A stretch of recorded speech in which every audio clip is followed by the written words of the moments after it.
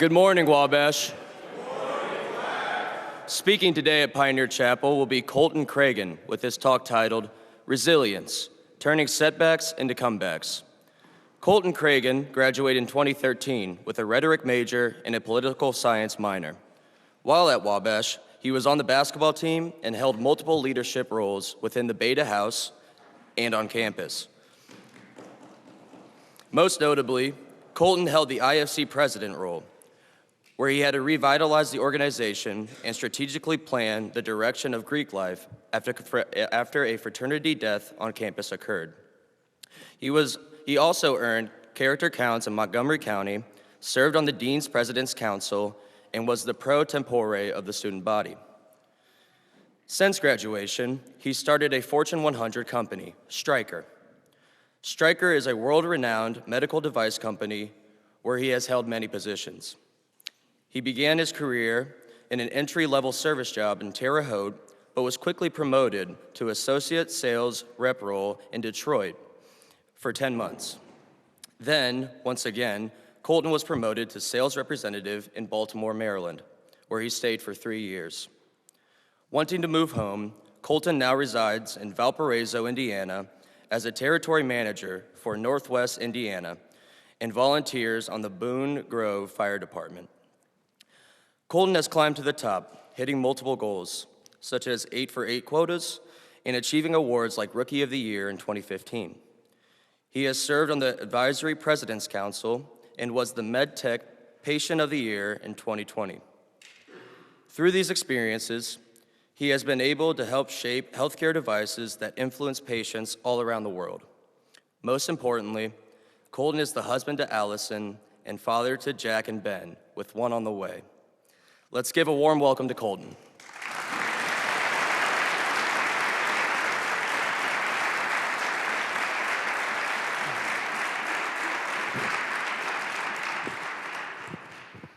Good morning, Wabash. I haven't been at this podium since Honor Scholar Weekend in 2013. Not sure if that's what you guys call that weekend now, but that's what we called it in my day. Once upon a time, I was a successful, well-known senior on campus who seemed to have it all figured out. At that time, they gave me the microphone to speak to the incoming freshmen and the parents and tell them about how this place can change their life. What I didn't know was I had a lot to learn, mostly about myself, and that I didn't even realize how Wabash was going to change mine. It's interesting because as I appreciate the amazing introduction, and I do like to reflect on the positives, intros never paint the whole picture. The accolades that he rattled off sound like win after win after win. The truth is, I've had a lot of failures. I've had a lot of experiences that have knocked me down. And in fact, that intro should probably read something like, Colten was on the basketball team at Wabash, but he didn't play that much. Colten was IFC president, but wasn't loved in that role because he had to make difficult decisions, including finding my own beta house, that's something that had never been done before. That intro should read, to become the MedTech Patient of the Year. I was hit by a car and almost lost my life. It should read, to get the job or the career that I'm in now, I was turned away by 3. Finally, that intro should include, to have a successful Wabash career, I was in the dean's office more than I'd like to admit. So the dean of students was Dean Rader's when I was here. So if you asked him about one of the most memorable times I sat in his office, it was when President White got a call from some lovely Montgomery County citizen that there was a gray Ford F-150 with Wabash license plates headed towards campus with 2 pallets of beer in the bed of the truck.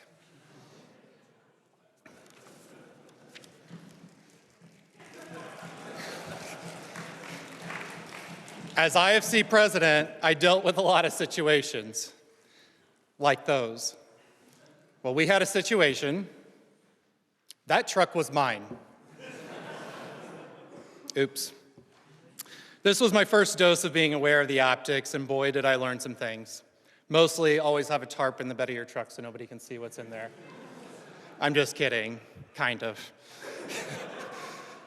I'll spare you all the details, but ironically, it was less than 6 months later that Dean Raiders nominated me for that Montgomery County Character Council Awards because of how I handled multiple situations on campus. I tell you this story because I understand the challenges of balancing being a college kid trying to learn and have fun, while sometimes having to make decisions that impact your peers. Because frankly, those peers are not always going to be thankful in the moment. But I think back to experiences like this and ask myself, what did that Wabash experience set me up for success or future leadership in the real world? When I was asked to speak here today, I kind of thought to myself, what are they going to want to hear from me? Why are they asking me to be here? I'm not some renowned surgeon like Dr. Shelbourne. I'm not a big-time lawyer like Bob Grand. But that being said, I have spoken at company events. But that makes sense to me because ironically, some of the technology that I actually sell now is what saved my leg from being amputated. We'll talk more about that later. But I thought to myself, what have I learned after 11 years in the workforce, or just in life in general? What has Wabash taught or instilled in me? And what do men your age need to hear? Or what does the college need to hear? So like any stellar paper that I ever wrote, probably for Professor Sarah Drury or Professor Abbott, I sat down with a few adult beverages to get some creative writing on paper. This was no exception. When thinking about my journey, I like to look at the whole picture and not just the accolades. I actually enjoy thinking about the lows, times I wasn't a shining star, or things that just didn't go my way. It gives you time of reflection and gratitude. So let's go back to my senior year speaking at this very podium.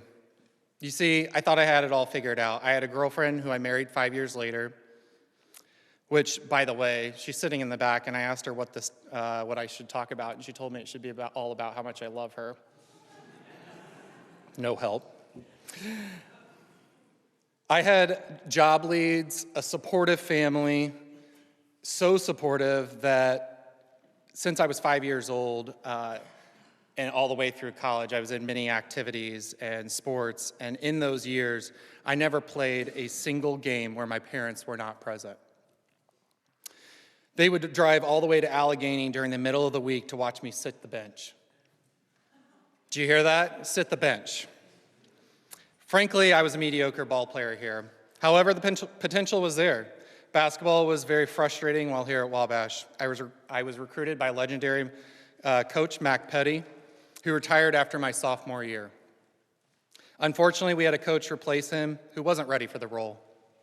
As you can imagine, frustrations and anger were high. I learned a lot from that experience, and honestly, I wouldn't have changed it. Especially now seeing and looking at the program that Coach Brummett has built, and it was really fun to watch whip up on DePaul last night.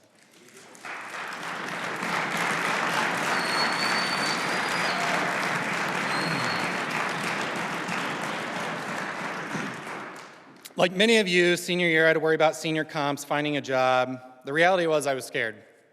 I don't know if you caught that earlier, but I said I had job leads, not an offer. You see, I applied to CTCA, got to the final rounds, no offer. I thought I wanted to go be a hospital administrator, similar to the path my mother was. She discouraged that because of how volatile the state of healthcare was and frankly still is. She encouraged me to interview a striker. She said I'd be perfect for that role and would really enjoy it. Well, the old saying goes, mothers know best, and this is no exception. You were right, Mom. Enjoy that, because I know I don't ever say that. What she didn't tell me was how hard it was going to be to get into this company, or little did I know, I was gonna have to start from the bottom and work my way up. I'll never forget my friends bragging about how they had jobs lined up, med school and law school acceptance letters. Here it was, graduation day, and all I had from Stryker was, as soon as something opens up, we would love to hire you. So I felt like a failure, right? I felt like, and I was fearful that I have just wasted all this money at Wabash, right? But fast forward to August 2013, that job finally started. However, I was making half of what my friends were making at Eli Lilly, and I was barely making ends meet.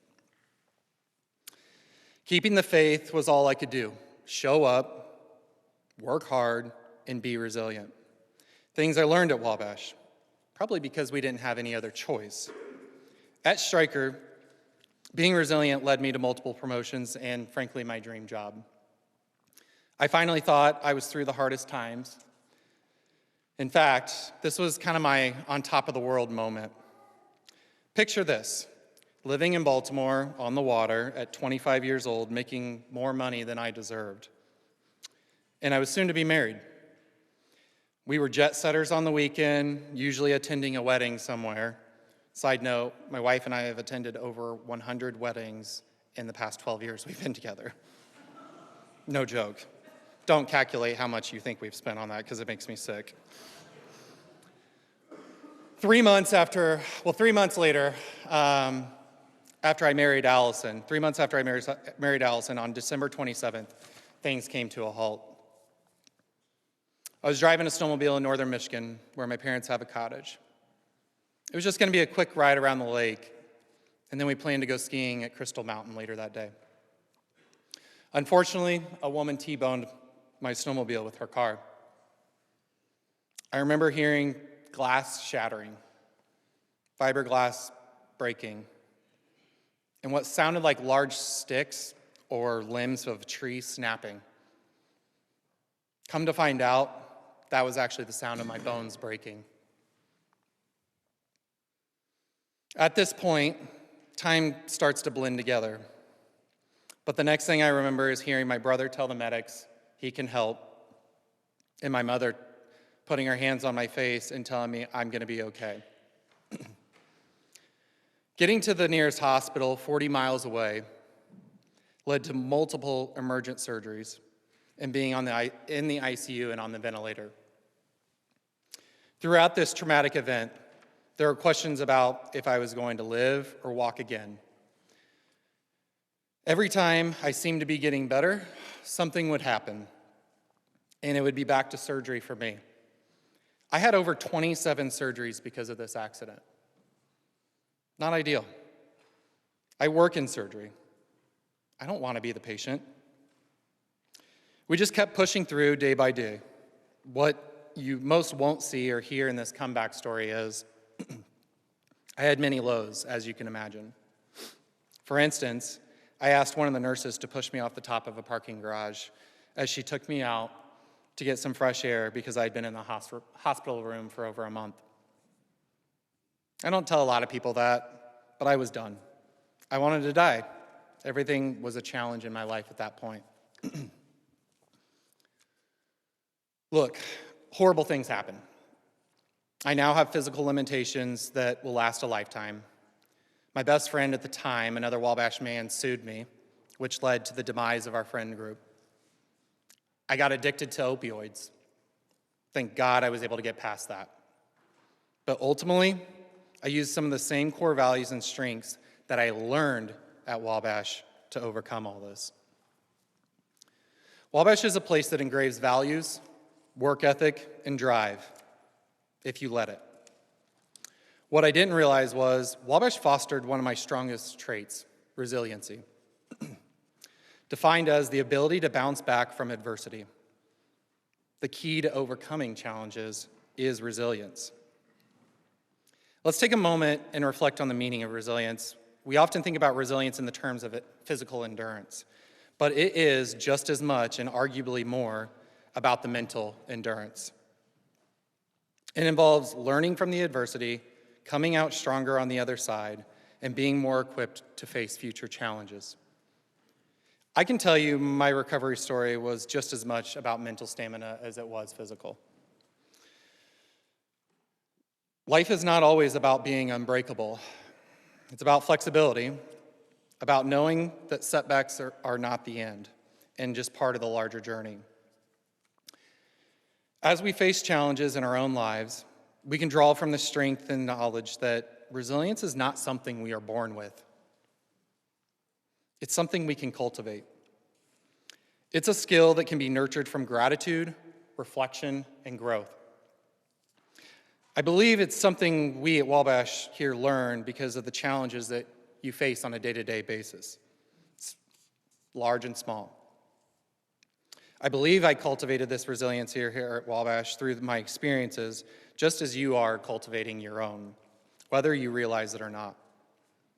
It's a trait that can be developed over time through practice, perseverance, and willingness to learn from our experiences. Life's challenges will inevitably come, but with resilience, we can face them, grow from them, and emerge stronger. We all encounter difficulties, right?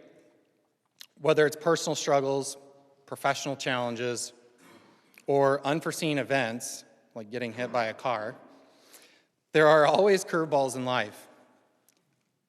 But in those moments, it is resilience that allows you to rise again and move forward. We often think about the phrase bouncing back. I'd like to change that to bouncing forward. Don't be confused by resilience and thinking it's just about surviving. It's about growth. Every challenge is an opportunity to learn something new about ourselves. Often we emerge from the difficulties with deeper understanding of what matters most in life. For me, I now live by the motto, you can't give your life more time, so give your time more life. I'll repeat that. You can't give your life more time, so give your time more life. I don't think I would have had this appreciation or mindset if it wasn't for my past experiences. We have to recognize resilience is tied to our capacity for hope. In the darkest moments, hope is the light that guides us forward. It's the belief that even when things seem impossible, there is a way forward. It's hope that fuels our determination and that inspires us to keep going even when the odds are stacked against us. But hope alone is not enough. Resilience is about taking action. It's about setting small, achievable goals when the larger picture seems overwhelming. It's about asking for help when we need it and offering support to others when they're struggling. It's about perseverance, the belief that no matter how many times we stumble, we will keep getting back up. So I encourage all of you to embrace resilience in your own lives. Know that no matter how many obstacles you face, you have the strength within you to rise above and become more adaptable. My challenge to you is build resiliency and set yourself apart. Try to enjoy the challenges that you face and learn from everything you do. One day you'll be in the workforce and you'll be thankful for it. It's a weird world out there in the workforce, so set yourself apart.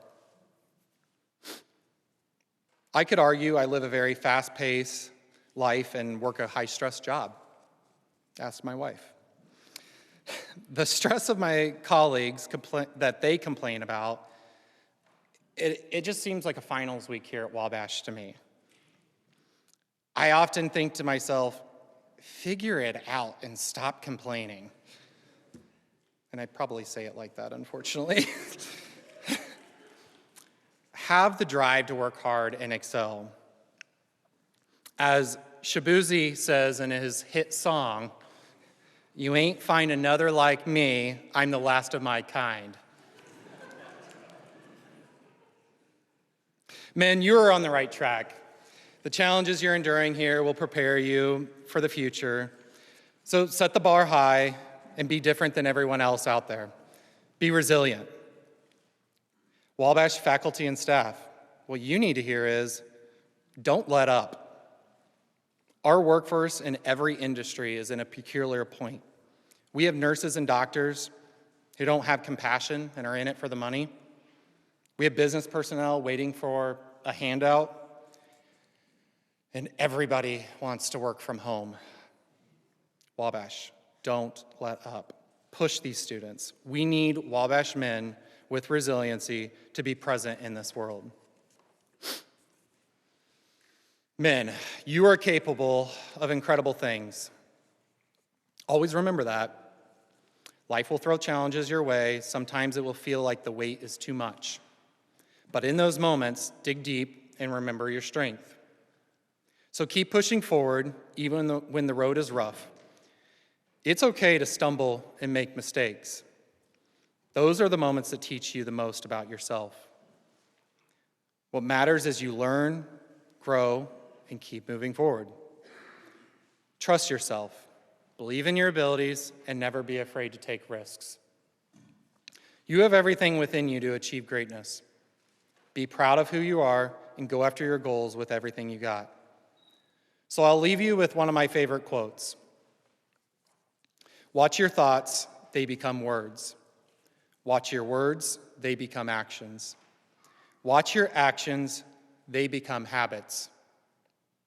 Watch your habits, they become your character.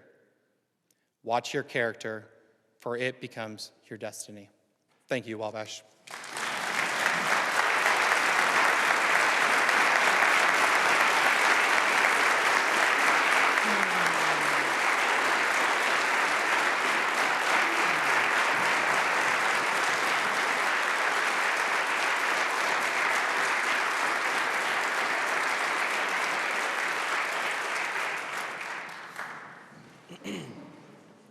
A few final announcements. On Saturday at 9 a.m., tennis will take on Illinois Wesleyan, and our wrestling team will host their Wabash College Invitational. At 2 o'clock, volleyball will play their doubleheader against UW-Stevens in Greenville. And lastly, our basketball team will face the Big Red of Denison University on Wednesday night at 7 o'clock.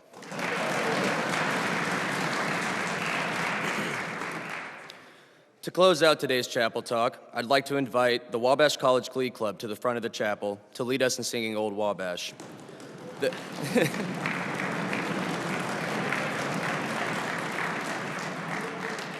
Glee Club will be traveling to San Francisco on their annual performance tour this spring break and is still accepting new members. Whether you're an experienced singer or looking to start learning, all are welcome to join. If you are interested, please reach out to Glee Club Director, Dr. Juan Hernandez, for more information. And now, please rise and join us in singing Old Wabash.